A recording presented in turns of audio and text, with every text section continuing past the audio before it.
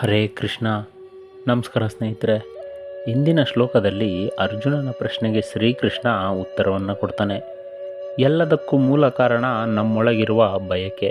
ಅದು ಮನುಷ್ಯರನ್ನು ಕಾಡುತ್ತೆ.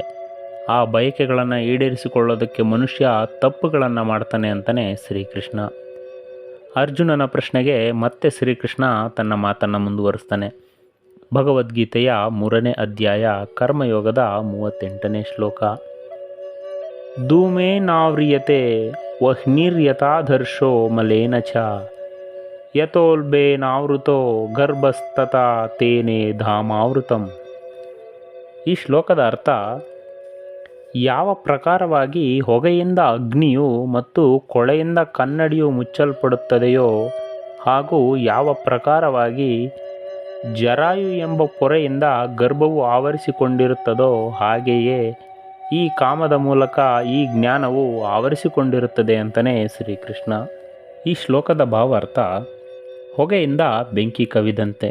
ಬೆಂಕಿ ಅಂದರೆ ಇಲ್ಲಿ ಭಗವಂತ. ಕೊಳೆಯಿಂದ ಕನ್ನಡಿ ಕವಿದಂತೆ. ಇಲ್ಲಿ ಕನ್ನಡಿ ಅಂದರೆ ಮನಸ್ಸು.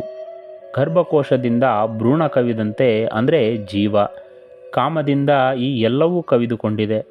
ಹೊಗೆ ಬೆಂಕಿಯನ್ನು ಕವಿದಂತೆ ಕಾಮ ಸಜ್ಜನರನ್ನು ಕವಿಯುತ್ತೆ. ಕೊಳೆ ಕನ್ನಡಿಯನ್ನು ಕೆಡಿಸಿದಂತೆ ಗರ್ಭಕೋಶ ಭ್ರೂಣವು ಮುಚ್ಚಿದಂತೆ ದುರ್ಜನರನ್ನು ಮುಚ್ಚುತ್ತೆ.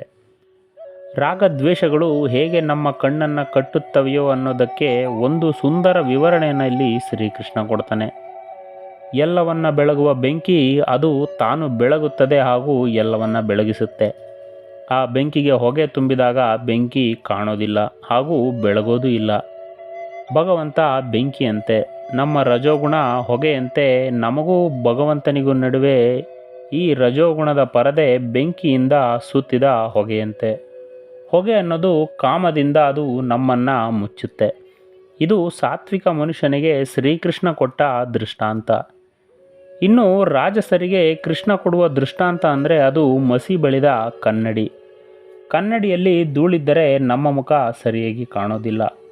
ಹೇಗೆ ಅಂದರೆ, ಕಾಮವು ನಮಗೆ ನಮ್ಮನ್ನು ತೋರದಂತೆ ಮಾಡುತ್ತೆ. ಮನಸ್ಸು ಎನ್ನುವ ಕನ್ನಡಿಗೆ ರಜೋಗುಣ ಎನ್ನುವ ಕೊಳೆ ಬಳಿದಂತೆ ಅಂತಲೇ ಶ್ರೀಕೃಷ್ಣ. ಇನ್ನು ತಾಮಸರಿಗೆ ಕೃಷ್ಣನ ದೃಷ್ಟಾಂತ ಏನಂದರೆ, ಗರ್ಭಚೀಲದಲ್ಲಿರುವ ಭ್ರೂಣದಂತೆ. ಗರ್ಭದಲ್ಲಿರುವ ಮಗುವನ್ನು ಹಿಡಿದಿಟ್ಟಿರುವ ಗರ್ಭಚೀಲ ಮಗುವಿನ ಕೈಕಾಲುಗಳನ್ನು ಬಿಗಿ ಹಿಡಿದಿಟ್ಟಿರುತ್ತೆ. ಹಾಗೆ ಕಾಮ ಅನ್ನೋ ಚೇತನ ವರ್ಗವನ್ನು ಆವರಿಸಿಕೊಂಡಿರುತ್ತೆ. ಎಲ್ಲವೂ ಕತ್ತಲು, ಕಣ್ಣು ತೆರೆದರೂ ಕಾಣದು. ಜೀವಜಾತವೆನ್ನುವ ಮರಿಯನ್ನು ರಜೋಗುಣ ಎನ್ನುವ ಮೊಟ್ಟೆಯಲ್ಲಿಟ್ಟಂತೆ. ಹೀಗೆ ಬೆಂಕಿಗೆ ಹೊಗೆಯಂತೆ ಭಗವಂತನಿಗೆ ಆವರಣ ಈ ರಜೋಗುಣ. ಕನ್ನಡಿಗೆ ಹಚ್ಚಿದ ಮಸಿಯಂತೆ ಅಂತಃಕರಣಕ್ಕೆ ಆವರಣ ಈ ರಜೋಗುಣ. ಅಂತಃಕರಣ ಕೆಲಸ ಮಾಡದೇ ಇದ್ದಾಗ ಭಗವಂತ ಕಾಣೋದಿಲ್ಲ. ಆಗ ಜೀವಕ್ಕೆ ಭ್ರೂಣದಂತೆ ಎಲ್ಲವೂ ಕತ್ತಲು. ಎಲ್ಲವೂ ಇದ್ದು ಏನೂ ಉಪಯೋಗವಿಲ್ಲದಂತೆ ವ್ಯರ್ಥವಾಗುತ್ತೆ. ಇದು ಈ ಶ್ಲೋಕದ ಭಾವಾರ್ಥ. ನಮಸ್ಕಾರ.